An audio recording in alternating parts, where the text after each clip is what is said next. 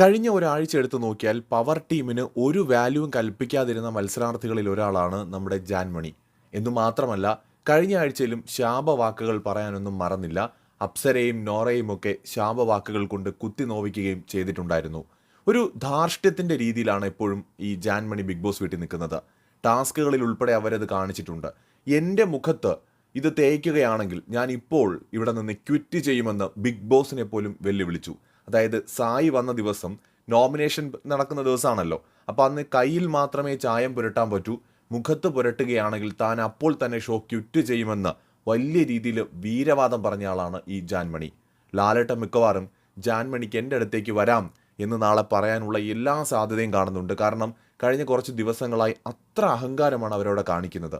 എന്തിനാണ് ഇത്രയും അഹങ്കാരം കാണിക്കേണ്ട കാര്യം? എല്ലാവരും തുല്യരാണ്. ഈ ഷോ എന്താണെന്ന് അറിഞ്ഞിട്ട് തന്നെയല്ലേ അവരങ്ങോട്ട് പോയത്. അവിടെയുള്ള ഓരോരുത്തർക്കും അവരുടേതായിട്ടുള്ള വ്യക്തിത്വങ്ങളും നിലപാടുകളും ഉള്ളവർ തന്നെയാണ്, അല്ലാതെ ജാൻമണിക്ക് മാത്രമല്ല.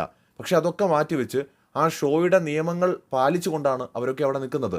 അല്ലാതെ ജാൻമണിക്ക് 3 കൊമ്പൊന്നുമില്ല. ഇന്നത്തെ എപ്പിസോഡിൽ ലാലേട്ടൻ ഈ ടോപ്പിക്ക് ഗൗരവത്തിലെടുക്കുമെന്ന് ഞാൻ വിചാരിക്കുന്നു. അല്ലാതെ ഒരു കസേര എടുത്തിട്ട് ഇരുത്തിയിട്ട് ചുമ്മാ തമാശ കളിക്കില്ല എന്നും കരുതുന്നു.